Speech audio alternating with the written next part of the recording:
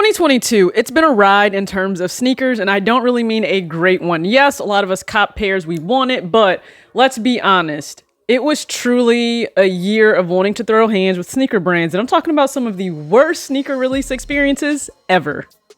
I mean, I think a lot of you seem to have forgotten that Union held up thousands of dollars for people over Easter weekend. I surround my soul with the positivity. That's why I don't worry about the things that I don't see. Yeah. These days I don't worry about much. I think we should have some more fun. I still dream about everybody, it's your TJ back with another video on Talks with TJ, and you're kind of getting a live look at what happens with my creative process. You see all this stuff still behind me. I've yet to film the actual how to style video for myself personally on how I want to rock that Air Jordan 11 Cherry back there, but that's okay.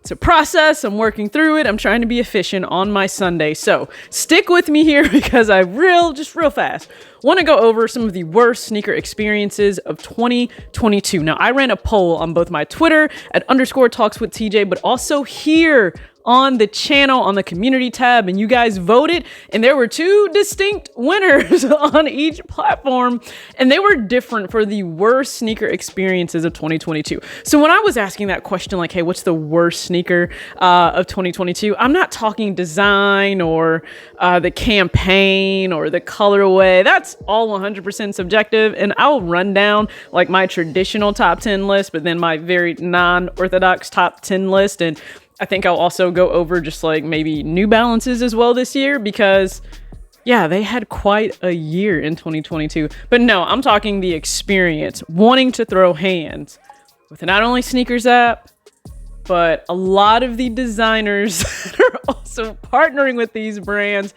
on collaborations. And I know that I'm not alone. Now, the interesting thing, I am empathizing with quite a few people because I didn't even go for some of these pairs. I didn't necessarily experience the heartbreak, the frustration, and I'm grateful for that, but my heart still goes out to you guys for having to deal with some of this. So on Twitter, they said that the Orange Lobster was the worst experience. Now, granted, we're only talking about the special box here. Only the special box for Concepts with the Bear Bricks has dropped at a retail price of $350. That's a lot. $350, okay? So it's definitely more than even what you would pay for a men's pair of Jordan 11s, which has gone up to $225. And no, you don't get plastic inserts anymore. Like, things have changed. Times have changed. And I know that as consumers, we feel like we're actually getting less value for some of what we're paying for. But Twitter said, hey, that special box for Orange Lobster, worse. Now, I do think there's some recency bias there because it's fresh in your mind. It's right there. You just went through it. And then on YouTube, you guys said, no. Listen here, 600 and some of you voted, and you said, like, by far, Air Jordan 1, lost and found. Worst experience of 2022. And Union got very few votes. I was shocked by that. It's as if people forgot about the entire debacle over Easter weekend. And I covered that in like quite a few videos. Like, I'll put the videos up here. I covered that in quite a few videos. They held up money. They held up people's funds for weeks at a time. Some people didn't even get refunds sent back to them. They actually had to go to their banking institution and force a chargeback to get their money back. Now, I've said before, I understand that it's awesome that these smaller brands are partnering with someone like a Jordan or a Nike. It really does amplify their voice, their story, but it also amplifies your reach and those that are going for the pair.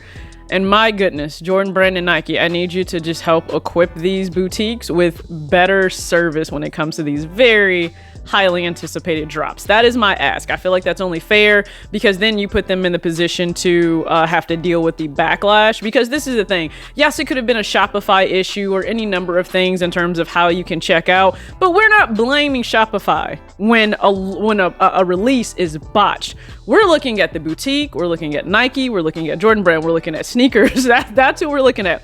Concepts, it can be Ama Maniere, it can be Union, doesn't matter. We're looking at the actual boutique itself. And yeah, Union didn't help themselves in terms of how they were responding on Twitter. It just lacked empathy, and you needed to make it right. not be snarky in the replies on Twitter. So a lot of you seem to have forgotten that the Union 2's pretty bad drop.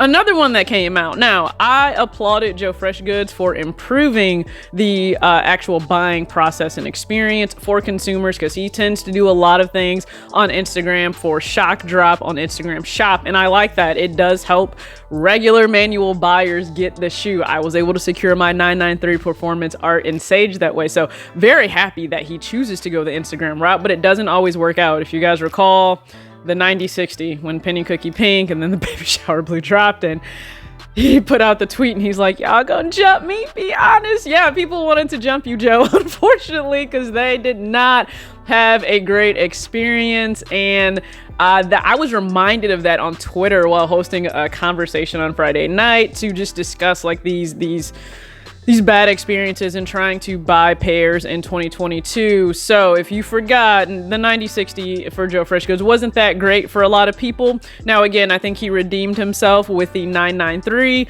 and you can only hope that designers or brands learn from their failures and they move forward doing better. But I'm a Manier. They took some shots on as well for just a bad experience by people. And the thing is, we as consumers, yes, we're going to continue to go back because we really want the pairs. But in brands and boutiques, knowing that if you know you have loyal consumers coming back to you, please just do better. That's it. I'm just begging like Kobe.